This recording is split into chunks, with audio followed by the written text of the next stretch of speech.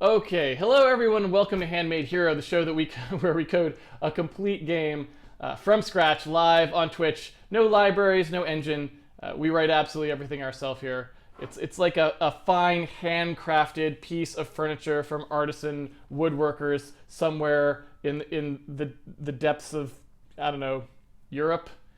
Anyway, point being, we are in the middle of doing some cleanup, and so I'd like to get back to doing that today. We sort of did one pass over renderer cleanup yesterday. We've got a little bit more stuff that we want to do. We kind of made a little bit of a list, so I'd like to get right into that. But before I begin, I do want to mention that if you have pre-ordered the game, today is day 105, so if you'd like to follow along, you can unzip day 104's source code from the zip file, the source zip file, and that is exactly where we are starting today. So if you want to follow along at home, that's the one to use. Let's go ahead and see where we are at here. Yesterday we went ahead and switched our coordinate system. We had some crufty things in our coordinate system. For the most part, our world coordinates were all fine. They were meters, and y is up, x is to the right kind of a thing. But we had our screen coordinates were flipped from that, and we decided that we wanted to fix that to have all of our screen coordinates be going in a particular direction, which we did. That also fixed our test reflection code here, which is what's that kind of creepy sphere. It's kind of creepy because it kind of just moves along with you. Anything that moves along with you like that is, you got to admit, it's a little bit creepy, right? I mean, it's just a little bit creepy. Anyway, so we did all that stuff, and that worked well, but we've got a few more renderer cleanup things that we want to do. For example, one of them is we'd like to go ahead and clean up how Z is handled. And we'd also like to start making it clear what things are in meters and what things are in pixels, because although the vast majority of our coordinate systems all function properly in meters and that sort of stuff, we do have some things like bitmap alignment which are currently operating in pixels, and we probably, since it's about bitmap alignment, we probably do want those things to operate in pixels. But what we don't want to do is have that be ad hoc. We want to have very clear specifications that's in the code, that's clear, so that when people are using the renderer, obviously when we're talking about people, we really just mean me, but anyone who sits down to use it, including ourselves in the future, shouldn't have to wonder, what am I passing this thing? Shouldn't have to wonder, what direction does Y go? Is this in pixels? Is this whatever? So what we want to do is make it so that it's very rigorously defined how all of that stuff works, so that we can take a look at the overall API of the renderer and know that we've made something easy to understand and easy to work with in the future, so that we're not constantly, every time we go to write something renderer related, having to deal with this uncertainty of, wait, how did we write that code, right? So that kind of stuff, that's kind of fine when we're just getting stuff working, where we kind of throw things together, is totally fine for that stage. But we've kind of gotten to the stage now where we want to start thinking about how to solidify stuff. So that's basically what we want to be doing today. And while we're doing that, we kind of one of the big things that was happening in there as well, that you may remember, is we also had Z. Our Z coordinate was totally ad hoc handled. Like, we really didn't have any sort of real concept of how Z should be handled. And so while we're in there kind of making, going through and solidifying some of this stuff, we want to come up with some way that we can make Z a little more coherent as well, if possible. That would be nice. All right, so let's go ahead and come back here to our code. And you can see we've got some notes here, right? And we did one which was everywhere outside the renderer, Y always goes upward, X to the right, and that was true. All bitmaps, including the render target, are assumed to be bottom up, meaning that the first row pointer points to the bottommost row and viewed on screen. We did that as well, so we did those two. And then this is kind of what we're on today, this number 3. Unless otherwise specified, all inputs to the renderer are in world coordinate meters, not pixels. Anything that is in pixel values will be explicitly marked as such. And that is really the thing that we need to start working on today. And what I'm going to do here, I'm going to do something that I sometimes like to do when we start to solidify something, which is I'm going to start to pull things out into this H file, not because it actually is going to matter at all that we have things in the H file, but more just because I want to start having an easy place to look that's sort of like an API reference, so I can start to see if everything makes sense to me. It's kind of in one place. And I could do that. There's ways you can do that in the editor. I can do, I don't know if I removed these. I guess I did. I think there's like a collapse view in Emacs.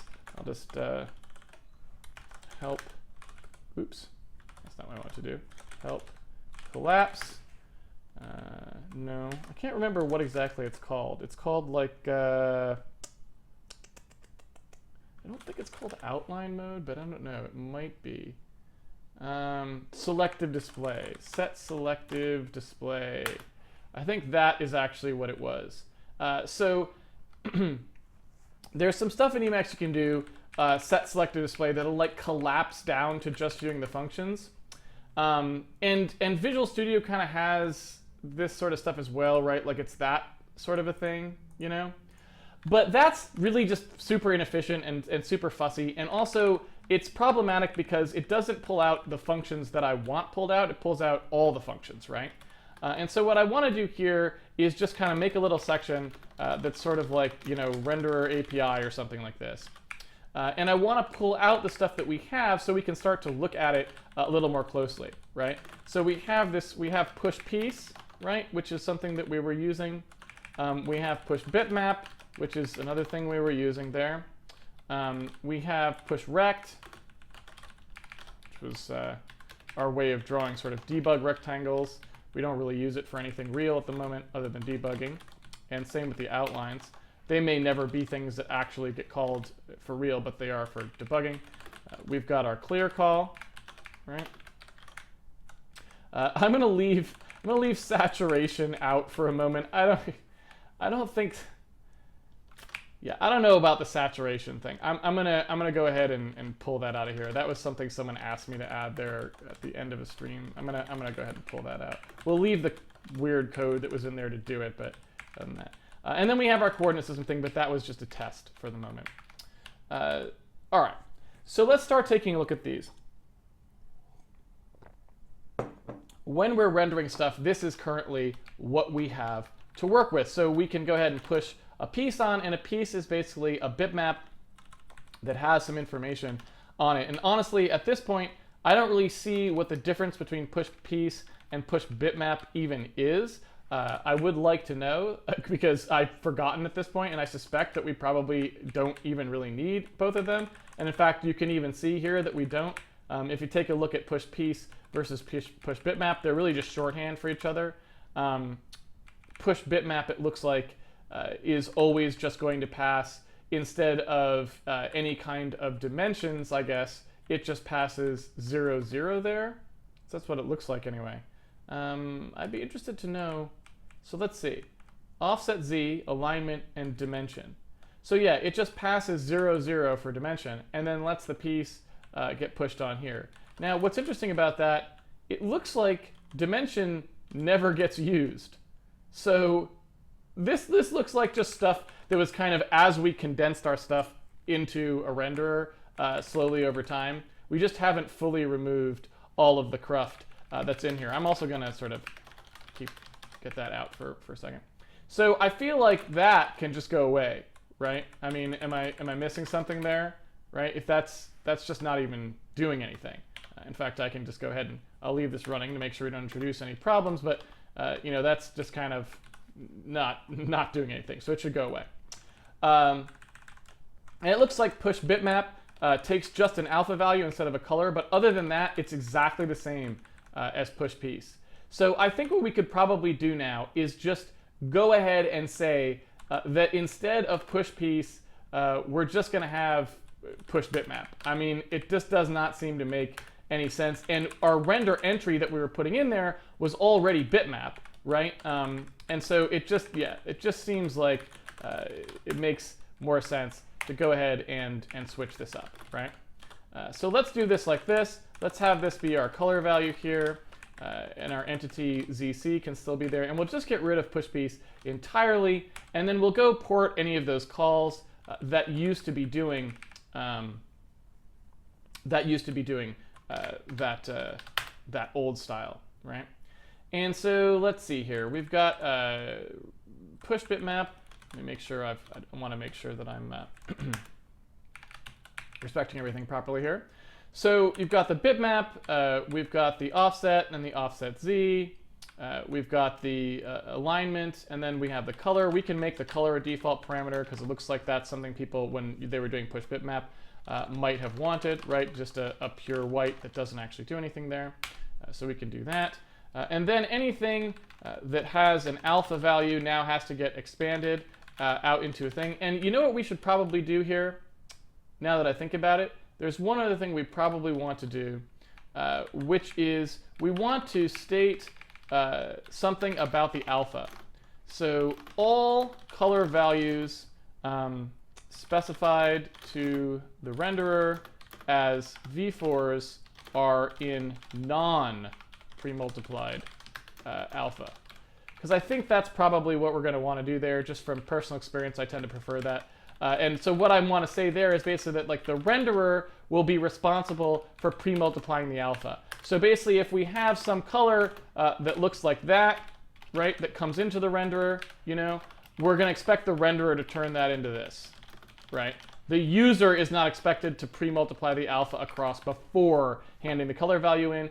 And the reason that I want to do it that way is because usually the user's thinking, users of the renderer are thinking of a color plus an alpha value, and they would just have to keep doing that merge together all the time. And so I think that's the way I would like to do that. And if we find that that doesn't end up being the right way to do it, we can change it later on. But that's the way we will have that work for now. Okay. So the color value that comes in here will just be that default value. Let me go ahead and check this out here. And so the shadow alpha, if that's going to be passed in, just gets passed in as a v4, right? Same thing here. Oops. There we go. And one more is that's just another, that's just a more complicated alpha value that we've got there. There we go. And let's see, push bitmap. Push bitmap. It looks like we had already gotten rid of all the push piece calls. So push piece essentially already was gone from the code base. We just never actually got rid of the push piece function. So that's good. That simplifies things a little bit more, right? So we got our push bitmap, we got push rect, we've got the push rect outline, and then we're down to clear. Okay. So what we want to do here is take a look at what the parameters are that are coming in. And the alignment value that we've actually got here, what we can see is the alignment value is in pixels, like I was saying, but it is not marked as such. And so that's kind of the place, I guess, like I was saying, where I want to go ahead and fix that. Now, one thing that's a little bit interesting here, and I don't know if we want to do this or not, it's a little bit tricky to say. I'm just not sure. Which is basically that bitmaps themselves could have an alignment value baked into them, because basically every bitmap sort of could have, what amounts to a hotspot, right? A place that's like, this is, when we say we want to draw the bitmap at a location, we're not talking about putting its upper corner there. We're talking about putting its hotspot there, whatever that is. And that's what we've been doing so far with the alignment stuff, but we haven't associated them directly with the bitmaps themselves. And I don't know, that might be something that we want to do, so that when you pass in a bitmap here, you don't actually pass in any alignment. The alignment's actually just something that got specified with the bitmap probably when it got loaded. And I'm trying to think if there's any reason why we don't want to do that. I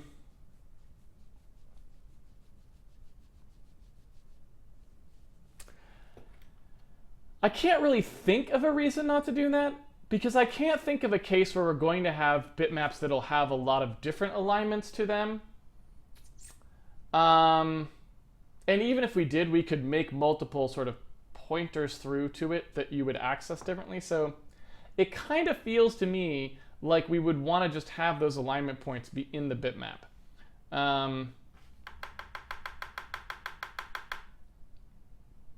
Yeah, so I think that's what I'm going to do. I'm going to go ahead and say, so that we don't even have to pass anything, so that we won't be passing any pixel values into the renderer for the most part anyway. What I'd like to do is just say the loaded bitmap itself, right? The loaded bitmap, which I guess is up here, will just have the alignment baked into it, right? So that'll have like align X, align Y baked in, let's say. And that way, we can just assume that whenever we're dealing with the bitmap, when you pass it in, you don't have to pass in any alignment. The alignment will just be something that can be determined from the bitmap itself. So basically, the bitmaps align X and the bitmaps align Y are going to be handled for you. That seems pretty reasonable. I don't see a lot of reason not to do that. That seems pretty fair. So if we go ahead and sort of massage this around a little bit, just move that around.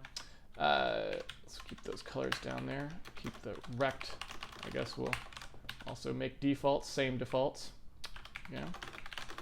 And yeah.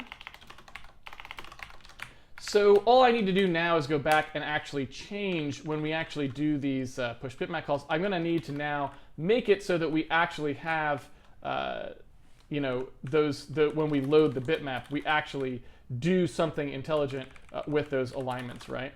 So first of all, the align X and the line Y there, the line X, where did that go? Ooh, render group. The align X and the align Y, I'm going to start off assuming that they are set to the the lower left corner, right? But we'll assume that eventually when we load things, that'll be specified in the art itself somehow. And for now, we've been specifying those things manually, and we can go ahead and actually just, for our hero bitmaps, we have a utility function that already sets that. So what we can do pretty easily with that is actually just record that in all the bitmaps, right? And so instead now of having that hero bitmaps, which has the alignment in it, in other words, this thing right here, it won't need that anymore. It'll actually just have that directly in sort of the head, cape, torso thing, right? So it'd be something like this, head,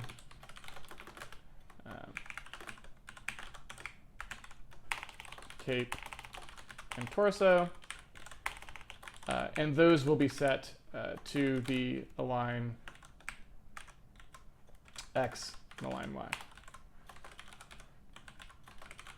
Now, unfortunately, we don't have an integer style vector. We've never made one. And I don't know that we really want to. So we're just going to go ahead and do it this way, even though that's kind of just stupid since we are converting something from integer to a float and back, which doesn't really make much sense. But that's just how, that's just the easiest way to write this at this point. So that's fine. Anyway, so I think really that's mostly all we needed to do for those, but there are a few other people who have alignments that are specified in their drawing code directly, and we want to kind of reverse that trend. So like, for example, this guy, it's just 0, 0, so we don't care. Here's another one that's 0, 0, so we don't care. Oops, what's wrong here? No operand, that's a good point. Those should be dots, not arrows. So there we go.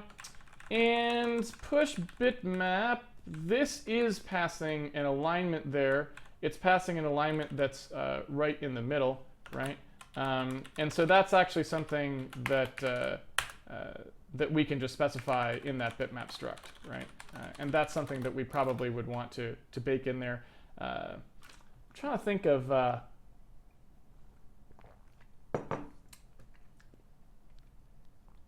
yeah, never mind. I had a thought, it passed. All right. So anyway, we want to go ahead and bake that in there for now. We can probably, that's something we could save permanently, and then we really don't need to set it every time. But again, that'll kind of get pushed up once we do a little bit more formalizing of that ground system. So that should be fine there. Let's take a look at this. So hero bitmaps align. This stuff doesn't have to be passed at all anymore because that's just implicit. So again, we're sort of eliminating some of these things here that we don't need anymore. Let's see, the alignment for the top-down align, that's for walls. So what we need to do is put this back up where we loaded the wall, right? Oops. Where did we load the wall? Where did we load the wall? Let's see, game state. So our wall was a tree, right? And so what we want to do is make that game state tree. We want that to be aligned. So I guess set top down align. We'll make one of those for bitmaps as well as heroes, and that way we can pass that in there, so that when we make the tree, we can set the alignment of the tree as well. The other thing we could do actually is we could just have something where we just straight up pass it when we do debug load bitmap. We could pass the alignment in like that, which seems pretty reasonable, right? I mean, that seems like a pretty sane thing to do. If we have our debug load bitmap function, right, it could just take align x and align y and then just set those in here. So we could just go ahead and say, okay, we know that we need to flip this, assuming that the bitmap itself is flipped because these are top-down alignments, right? And in some sense, I almost want to name them that so that we don't get confused, right? I mean, this is the top-down align y, right? Which means that in here, we're going to go ahead and flip that, right? So that's just kind of one of those things where I just want to make it extra clear to whoever's using it what's actually going on there, right? So I don't want to have to actually specify that for all of these guys at the moment. So I'm also going to make these just default to not being any offset at all, which is fine. So again, can get rid of the alignment here, no need. And then, oops. And then we've got that alignment, which is for the sword. So when we load the sword as well, we can go ahead and set the alignment for that, like so. That's just looking much cleaner now. That definitely was a good idea. All right, so we can get rid of these. We can get rid of this, right? Just getting rid of all these things and kind of just feels nice even just to do it. All right, so there we go. And of course, we've changed the size of things.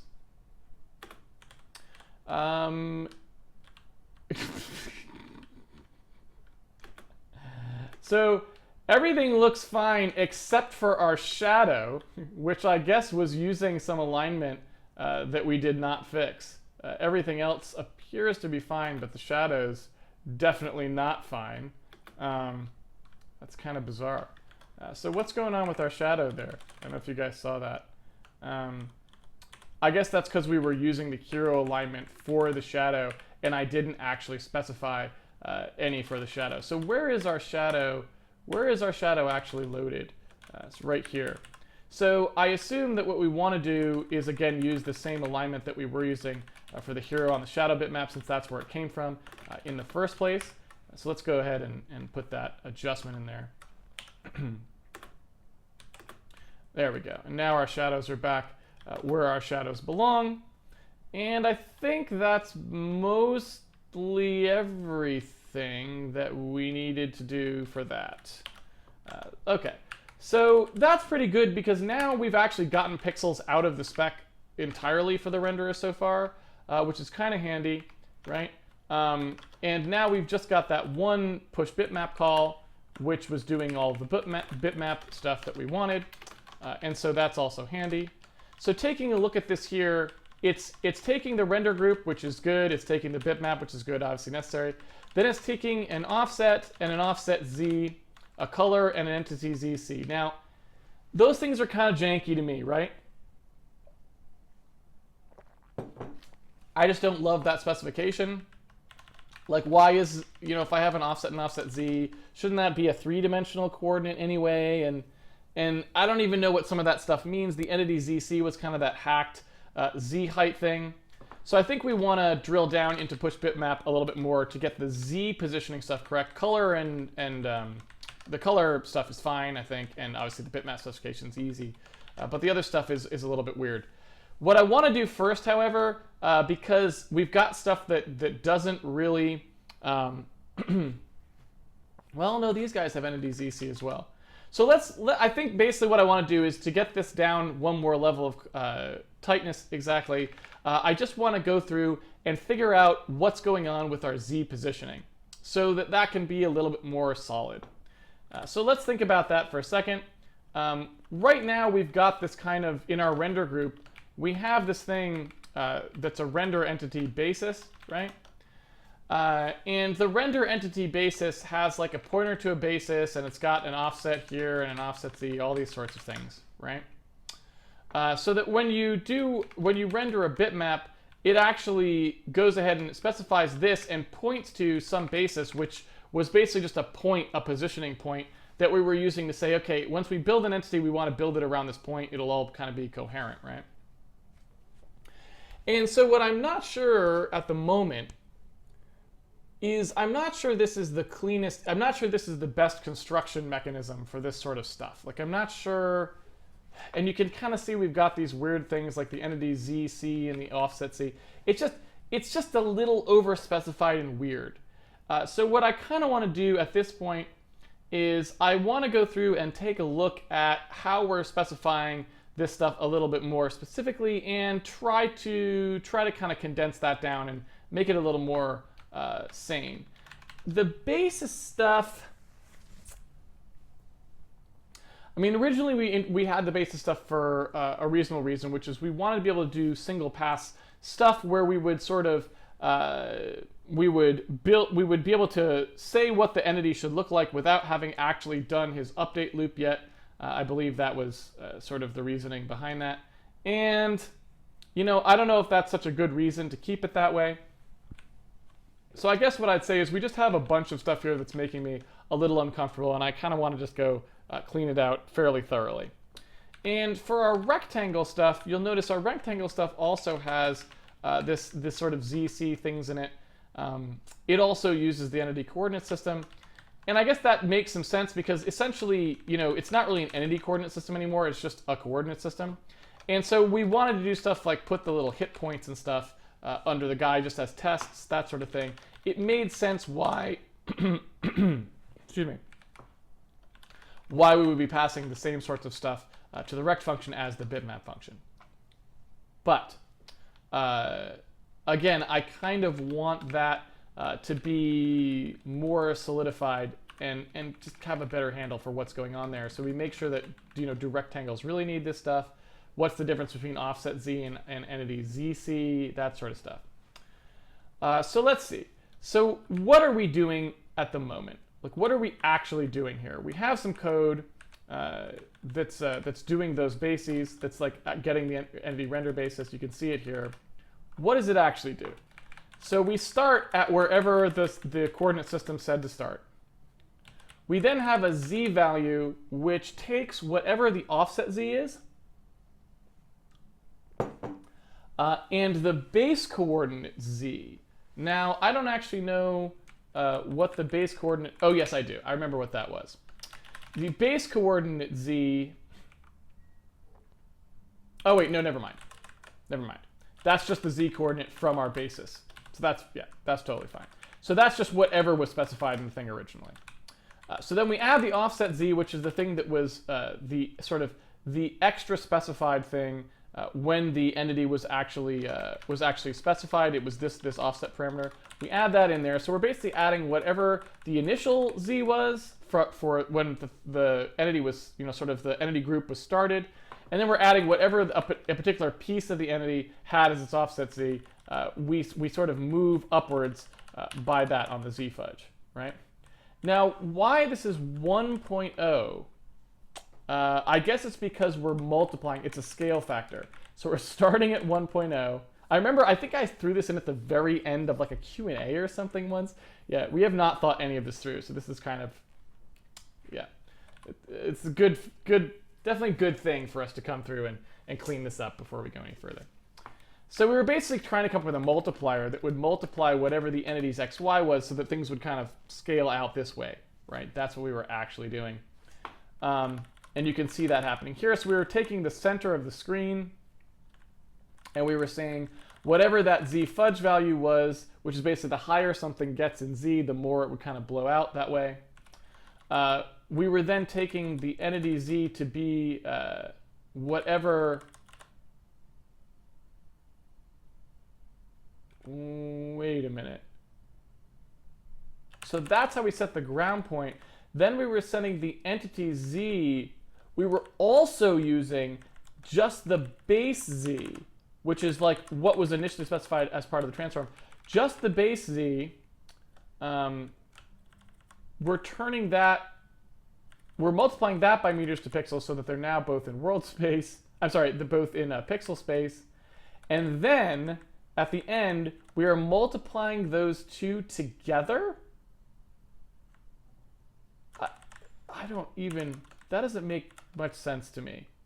This is basically, so I guess we wanted a coefficient. I guess that's what MTZ coefficient. This is like code archaeology on some code we wrote that was really bad. Well, it wasn't bad. I mean, it's just crazy. So we've got a coefficient on the z value, which is, yeah, I don't, so let's go see why we wanted that. Do we really need that? Is that really necessary? It's just super janky. Yeah, I don't know. I don't love it. Let's go ahead and take a look here. So let's take a look at like the hero, who's the most complex shape we have so far, right? And here is our hero value, right? And our hero, okay, so our hero doesn't even use this at all, right? It's got a shadow. It computes the shadow alpha itself. It doesn't use z offsets in any way, right? The z is not even touched anywhere in here. There's literally no z change whatsoever. No offset, no z change. All right, so that's pretty boring. So what happens when the hero jumps? He's just setting his actual... Ah, wow. Yeah, this code is awful. This code is awful. So, all right, so here's what was happening.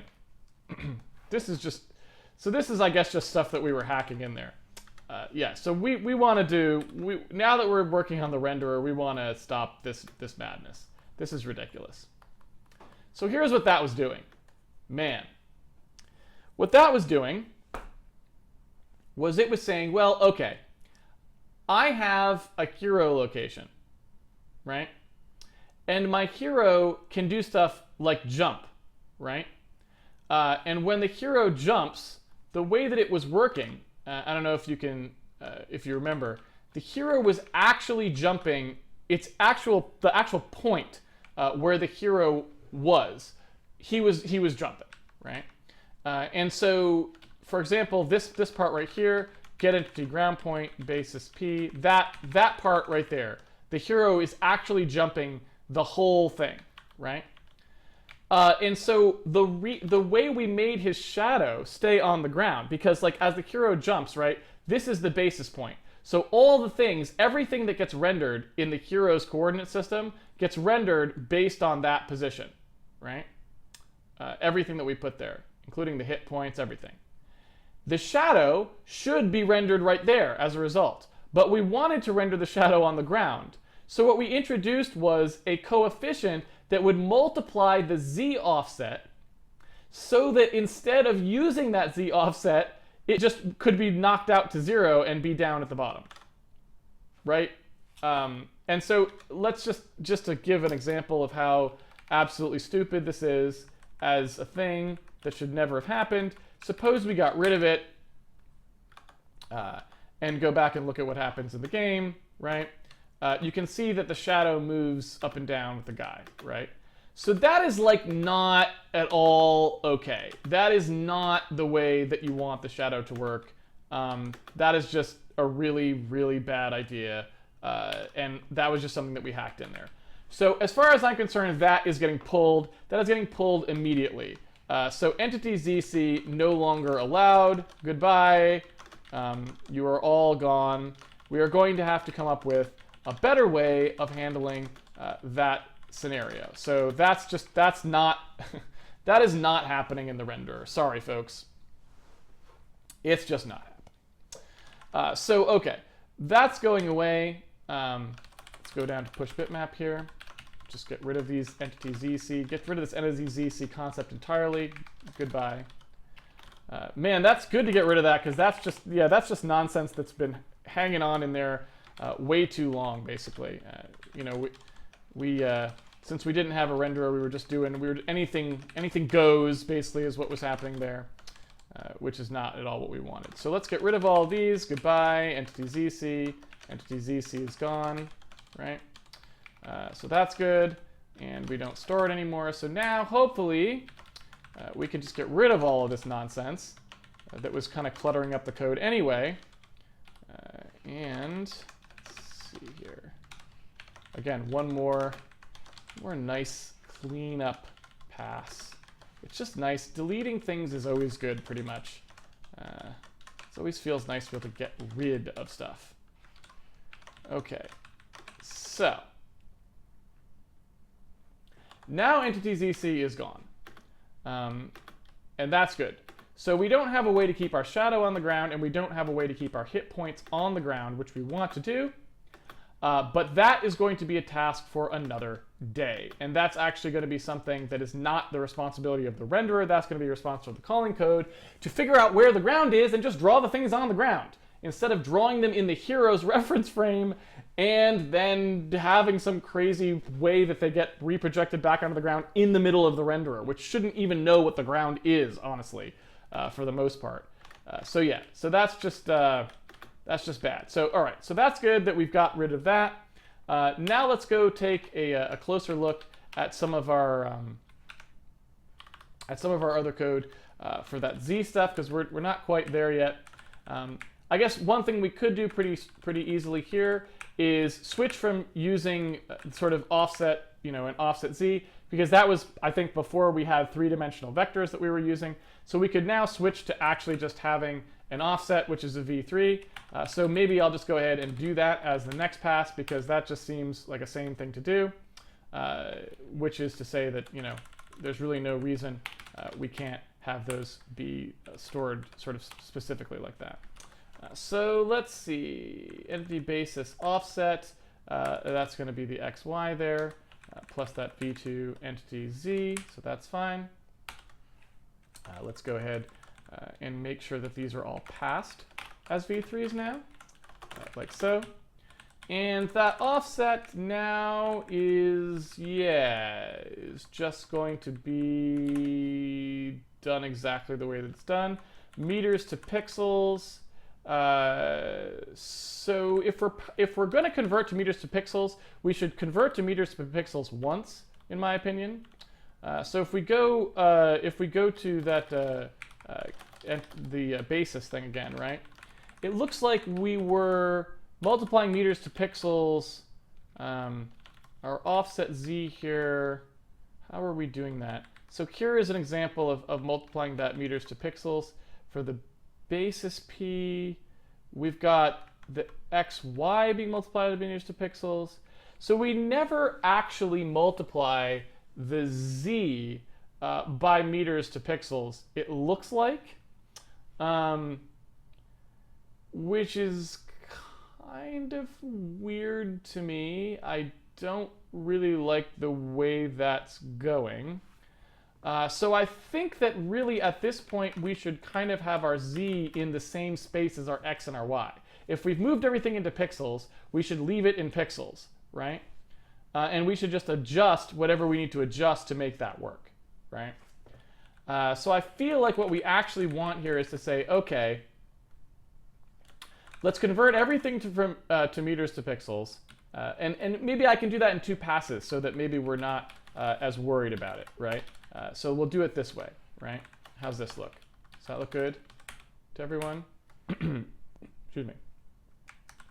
So push rect is also working that way, it looks like. Let's go ahead and fix some of this stuff.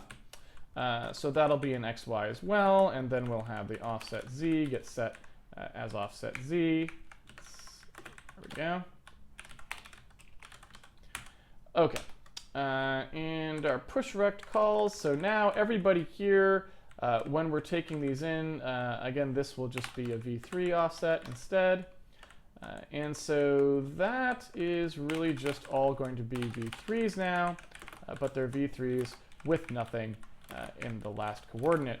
And similarly, that offset Z just goes away. Goodbye, Mr. Offset Z. There we go. And now all of these things we can kind of v3ify, if that makes sense. So this will be a v3. There we go. And I feel like someone was mentioning this actually on the other day. We actually had v3. There was a version of it that takes a v2 as the first parameter in the z, and then later on I did 2v3, which is the way I tend to do it normally.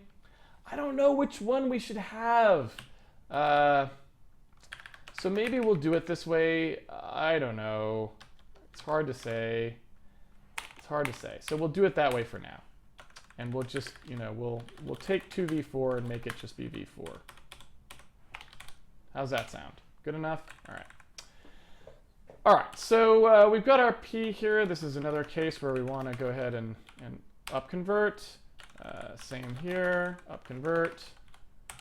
And looks like this one actually doesn't need to upconvert. It's already a delta that's got everything in it. So we just want to do that. Let's take a look at these are just zeros everywhere. So this just gets extended. Basically wrap everything into v3. Let's see what we've got here. V2, oops, those aren't V2s. There we go. Same thing. Let's see here. And again, same exact thing. So these are really pretty straightforward. Like I said, we just kind of, just kind of got to go through the code and make sure that everywhere that we were previously passing it to separate parameters, we just bundle them together now. Very, very simple. There we go. And one more time. Let's see. Last one. That's offset p.xy. So what's its z value? I guess if we're saying we want to render it at z0 always, I wonder why we want to do that, why we don't want to render it. I want to see, to be honest with you, I want to see if we can just do it with its normal value. So I'm gonna actually take a look and see if we can do that in a second here. All right, let's see. So that all looks fine. No worries there. And the space drawing, again, is those blue lines, which were showing us kind of where we had defined sort of rooms that you could walk around in. All right, well, that's all fine. So let's take a look then. If that's the case, I want to know when we render spaces, right, which was right here, is there a reason that we were getting rid of the z coordinate? Because as those kind of go up, I feel like we would just want to handle that. Probably that would be my guess. Although I guess the thing is, we don't really.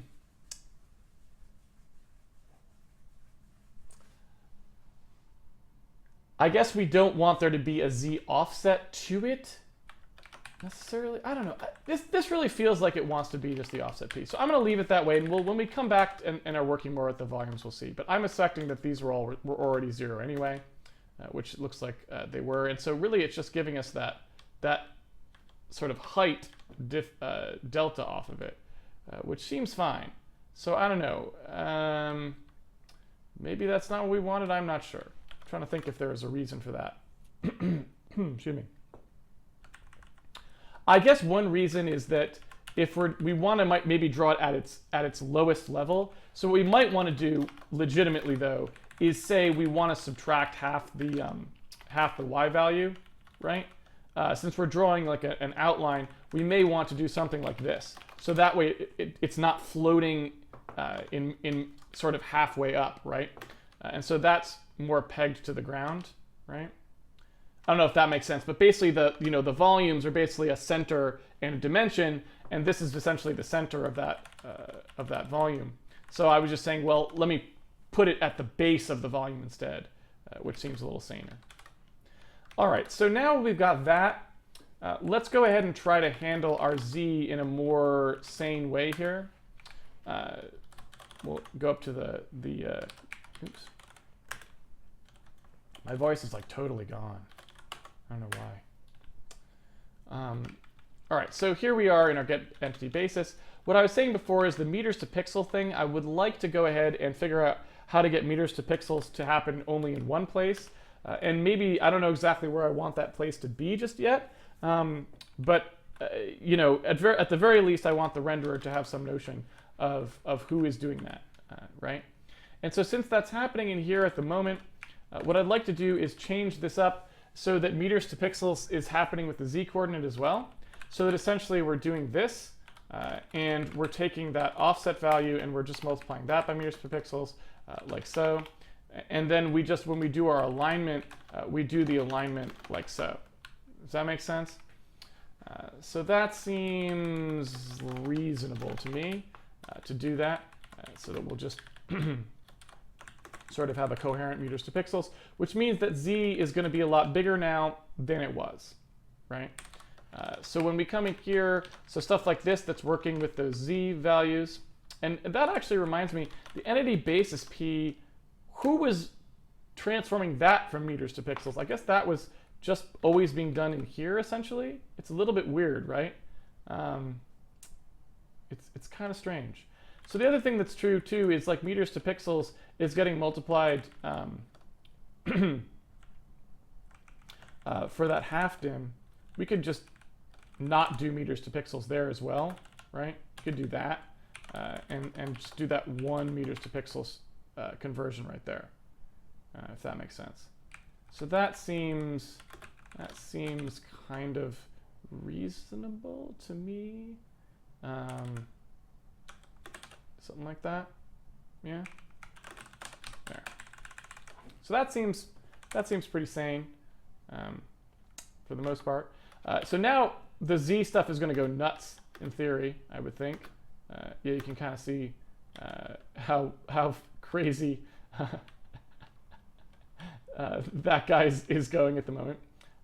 But all of these guys, the rest of this stuff has z at 0 anyway, so it's not really a problem. So let's keep going with that. So when this gets pushed on, now meters to pixels is always happening in the same place, so that's all good. This all looks totally reasonable to me. Nothing odd happening here. So that's all good. So let's just go over to that get render entity basis and think through what we want to do here now. So let's see. We have the entity base P, which is something that's still in meters, right? And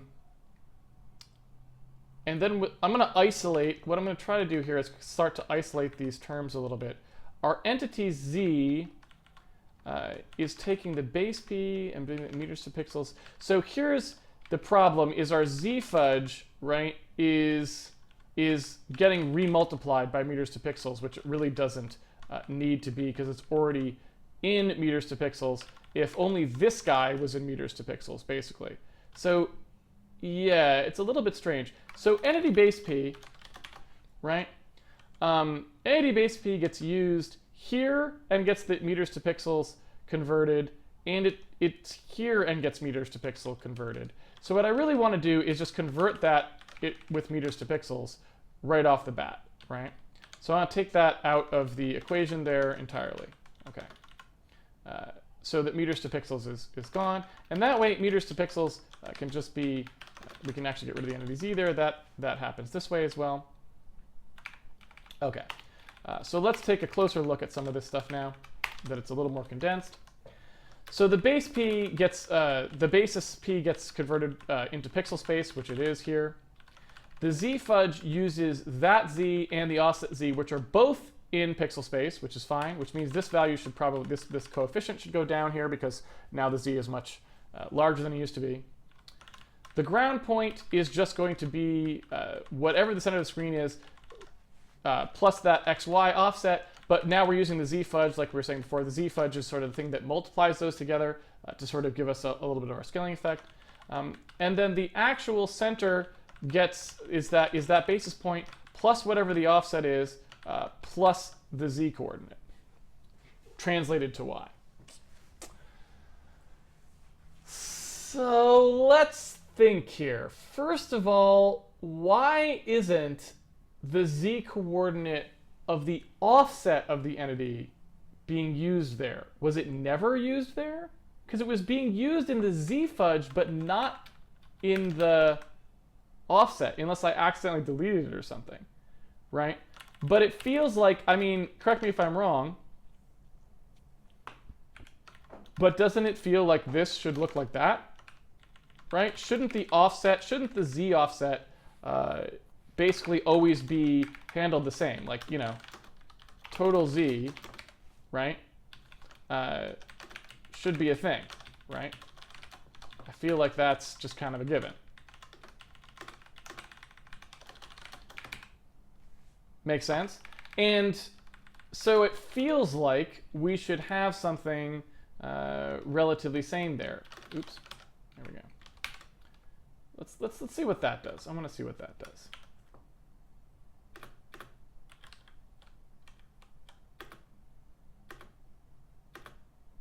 So our guy goes up and down properly. Our little dude is going nuts down there.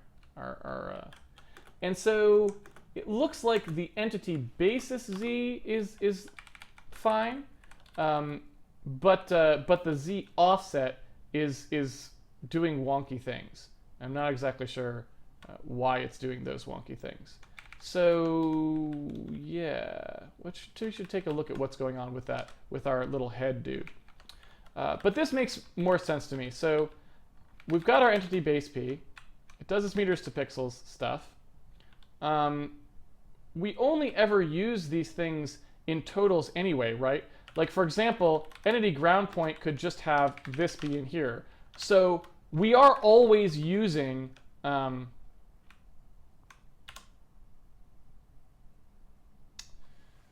that's kind of interesting. So I guess we're not. So we were z-fudging the xy of the base point of the entity so that things scaled up and down where they were, but the actual stuff themselves didn't ever do that scaling. So that makes some sense depending on how we want to think of it, right? So the way that that's being conceptualized is that we've got sort of the concept of z-scaling on the screen so that, you know, if you were lower down, if this was like further away, like a further level, and this one was closer, right? The same point would be scaled upward. So like, you know, if this were on screen, if this were the screen size, right? Then this same point that's further away would actually be closer to the center of the screen than on this closer one. But when the guy got drawn, he would still be drawn with the same relative offsets. So he doesn't actually get displaced less far when he scales. That doesn't seem... I don't know. So basically what that means is he doesn't come outward like that, right? He doesn't lean... He would never lean out in perspective. That seems kind of right to me because we're not going to skew our trees and stuff. Like, our trees will always stand upright. They won't start to lean over, right? When they're kind of towards the edge of the screen.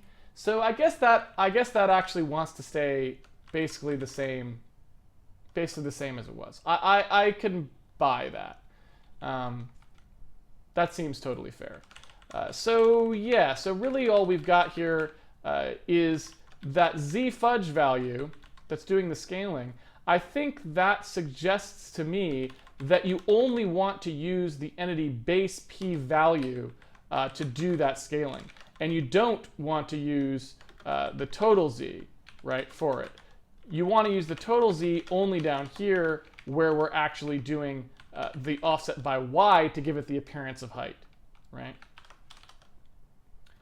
So that seems like a little more correct, if that makes sense. And then we still have to set that value down a bit, but that seems about right to me. Yeah.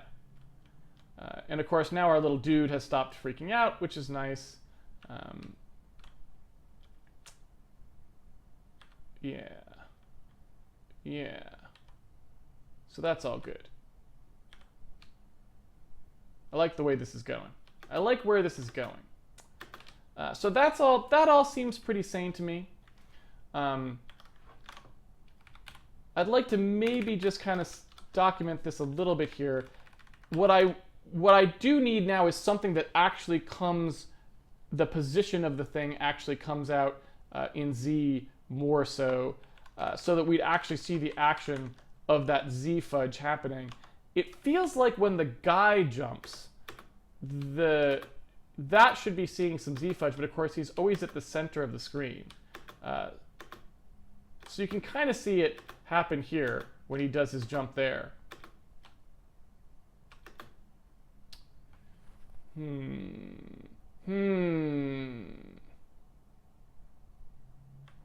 What we really probably want at this point is maybe to do some shrinking of, just to move the camera in and out or something like that, so that we can see what's going on as far as that's concerned.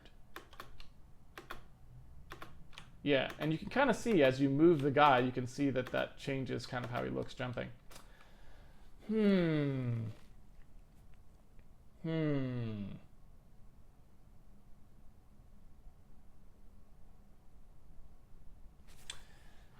The 2D-ness of it all, always so bizarre. Oh, and the QA begins now. Well, all right, that's fine. That's a totally reasonable stopping point. I don't see any reason we need to push past that. So that's totally fine. We can totally go to the Q&A. Let's go ahead and do that.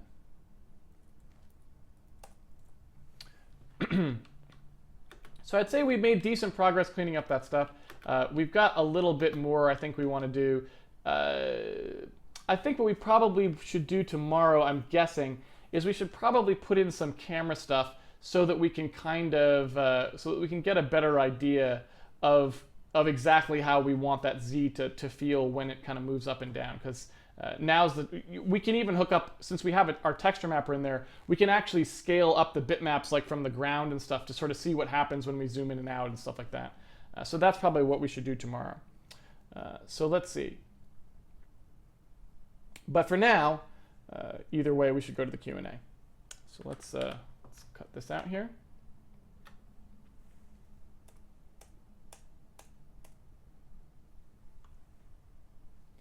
Why are you using a line X and a line Y instead of a V2 in the bitmap? So the reason is the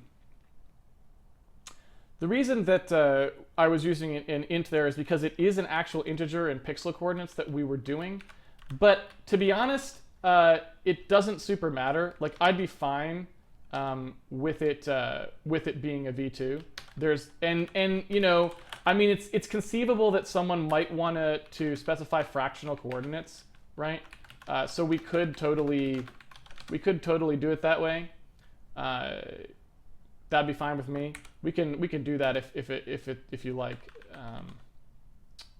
So it'd just be this, right? Bitmap align, and then align equals. What was that? Set top down align. What's that? There we go. So that's just top down align. Result.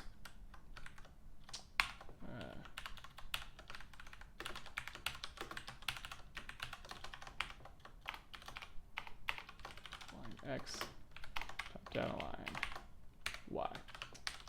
Right? I think that's right. Oops.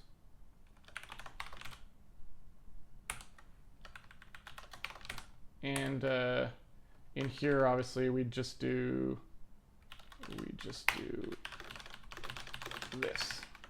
And yeah, I mean, that's totally fine. I mean, I guess that's probably, I think I like that better, just because technically someone might want to specify a fractional a fractional alignment. I mean, there's no, I don't know that we ever would, but there's no reason why you couldn't specify a fractional alignment. Because our renderer, like, you know, we're handling subpixel in it, right? So there's really no reason you can't do that.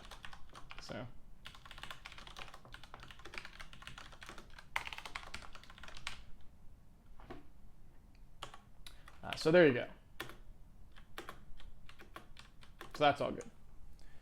Shouldn't the shadow move somewhat up when he jumps because of the angled viewport? No, the shadow should stay on the ground. I mean, the shadow should be in the same. Shadows don't move when people move, unless the light source is coming from an angle, right? So, you know, if this is top down, when the guy jumps, it should be still below him, right? If the shadow were angled, implying that the light source was coming from somewhere else, then when he jumped, it should move, right? But the angle of the viewport really has nothing to do with it. It's the angle of the light source that would control that. Could you make the circle reflect a bitmap like a tree if you wanted? It is reflecting a bitmap, actually. It's reflecting this bitmap. These are bitmaps. That's like the whole point of those. They're bitmaps into which we're going to draw the lighting information so that we can sample from them. If you wanted to just prove that to yourself, I mean, I don't know that this is really worth doing, but you know, here's an environment map, right? If we wanted to do so, we could just go ahead and like take the draw bitmap call, right? And just say like, okay, after we're done making this stuff, I'm just gonna full on splat a game state tree, into one of these environment maps, right? Env maps 0 lot 0 or something, let's say, right?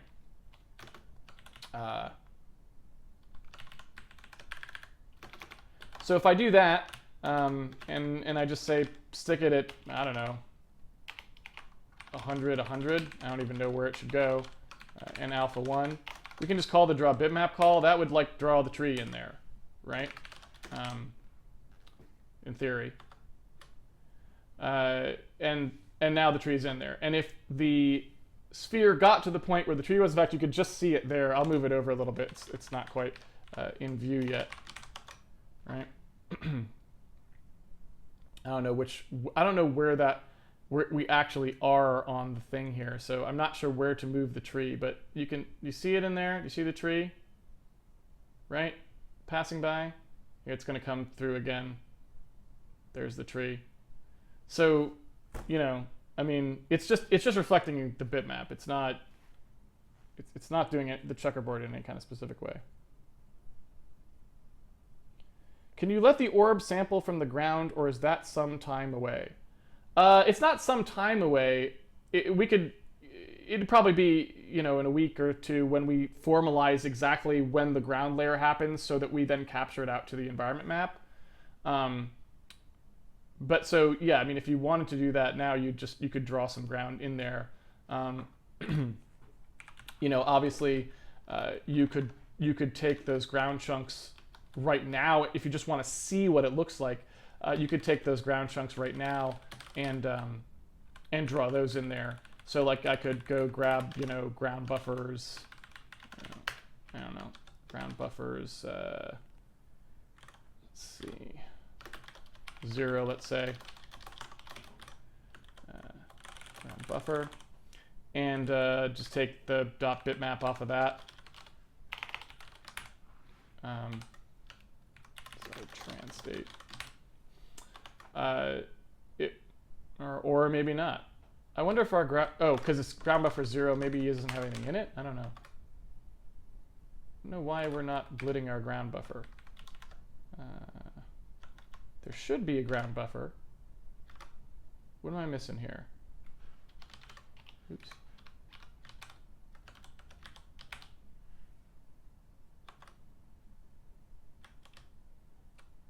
many ground buffers do we have?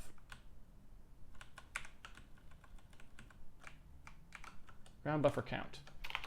Transstate ground buffer count -1. Do the last one. There it is.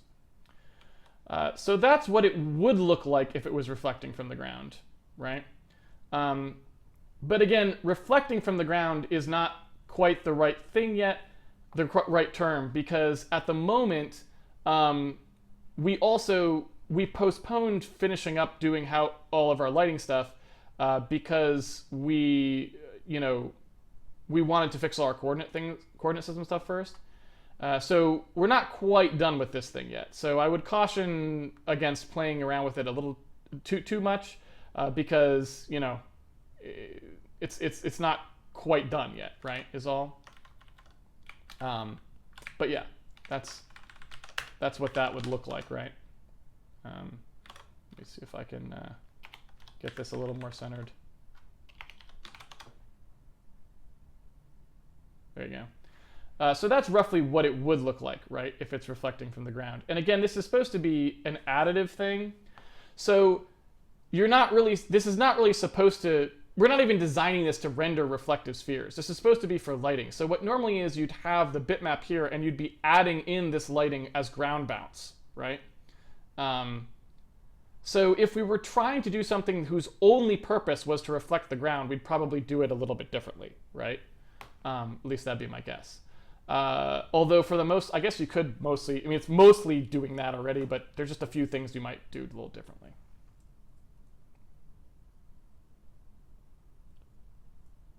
How much zooming will the game support?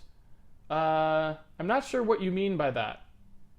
Obviously the renderer allows you to zoom as far in as you want, but eventually the art is going to look stupid if you zoom in till if the pixels are too big, right? So we don't want to zoom in too far.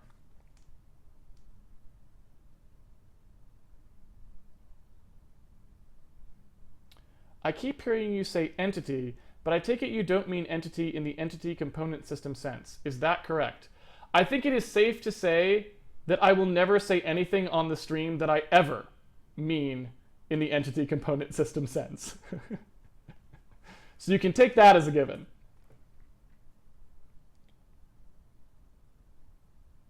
You were going to add a comment to your zfudge code to say why xy was used only, not z, to avoid skewing trees, character, etc. Yeah, I'm still not sure what we really want to do there, though. I'm not sure that I want to add a comment because I think we need to do next stream first. I think we just really want it to do here, which is like figure out exactly how z-based xy displacement should work, right? Because I don't really know, because we've got some 2D-ness there to worry about. I think I missed the day, but the bitmap is being texturized using a normal function into the sphere. Yes, that is correct. When are we going to scale the hero down? Probably right before we do animation, I would say.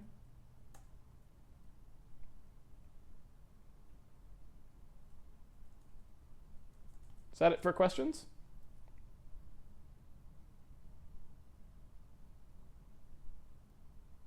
I'll wait a little bit just to make sure there are no further questions before we finish up.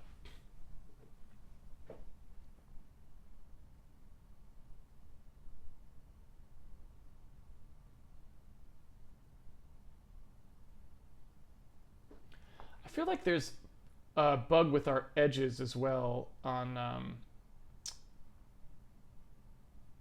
we'll have to take a look at that when we go back to the normal map stuff. The edges are not anti-aliased properly, which they should be. So we've got also some alpha stuff to look at there.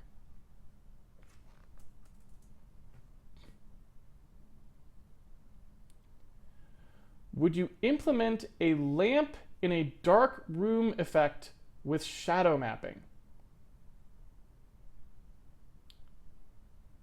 So are you asking about if we would implement a lamp in a dark room in Handmade Hero with shadow mapping? Because if so, then the answer is no. because since we don't have actual depth information, shadow mapping doesn't actually help us, right? If you're asking if in a 3D geometry game you would implement a lamp in a dark room effect with shadow mapping, the answer is yes, that is a way you could implement a lamp in a dark room.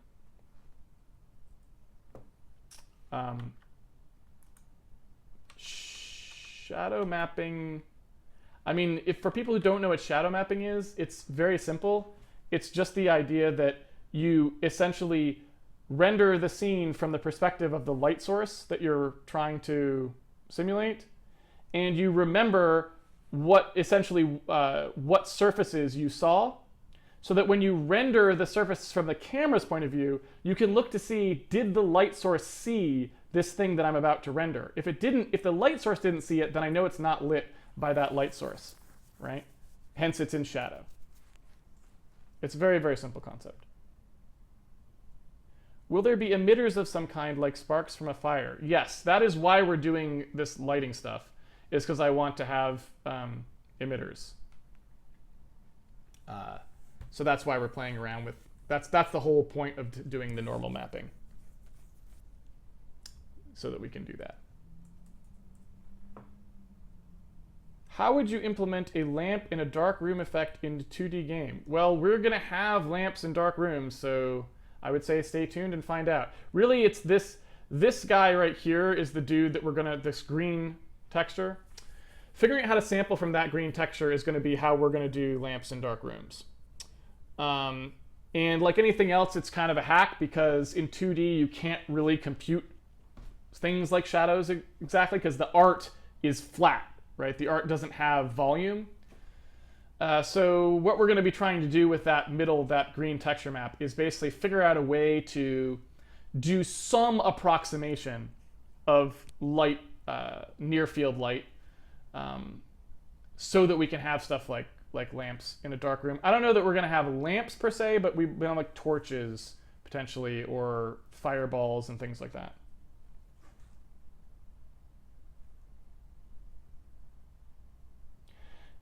Is it common in game development to use normal function for texturizing? Is it performant, or is it much more common to break in texturizing triangle surfaces? I'm not sure I understand the question, but basically like every game in existence that's 3D uses normal mapping nowadays. Like that's just a given. Normal maps are used for lighting in like every game. 2D games oftentimes don't, but that's mostly just because I think 2D games tend not to be programmed by hardcore graphics people, so they're not trying to do weird stuff like that. But I feel like 2D games that are programmed by hardcore graphicsy sorts of people would do stuff like have normal map sprites, right? Like that'd just be something you'd do, right? And so I think that mostly the reason you don't see more of that stuff is probably that 2D games tend to be more don't tend to usually have like people who like to spend a lot of time on graphics. Those don't tend to be the people who program them. But when you do get that happening, I think it would be a very straightforward thing. Certainly, so we're doing this in software right now, unoptimized. So this is an unoptimized software renderer that's rendering this reflective sphere. When we optimize it, I think it will be quite fast, but it's already running at a frame rate you could play, right? And so if we were to use the hardware, if we use the GPU, there's no question this is performant enough, right? I mean, the GPU would laugh at this scene.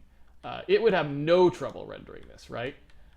If we can do it on the CPU at frame rate, unoptimized, the graphics card is not going to have any trouble. So there's certainly no performance concern there.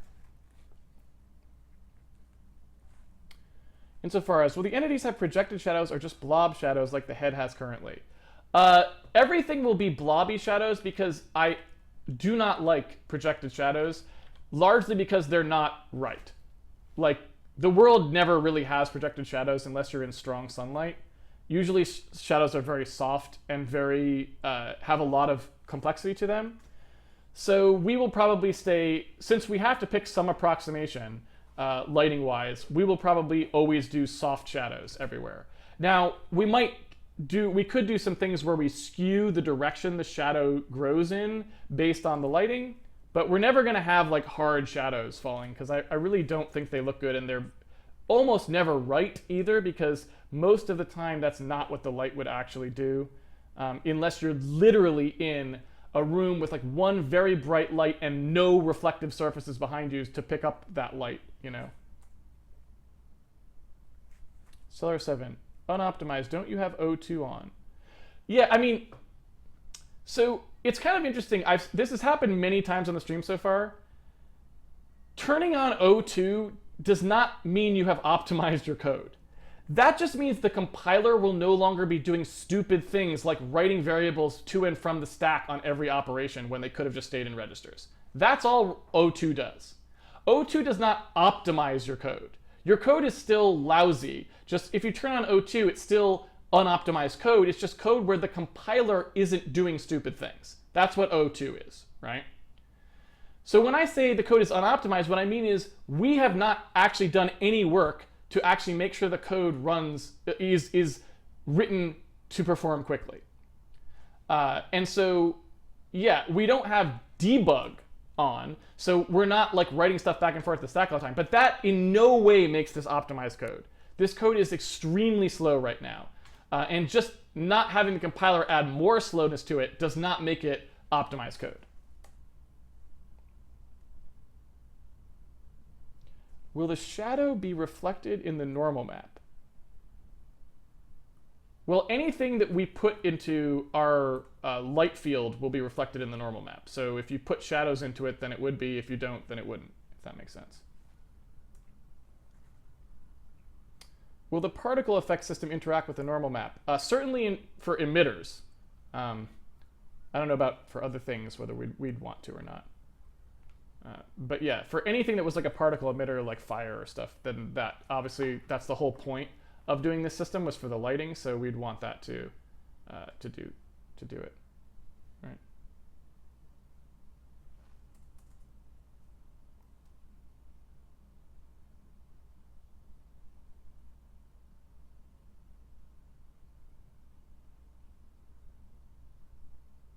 Anything else?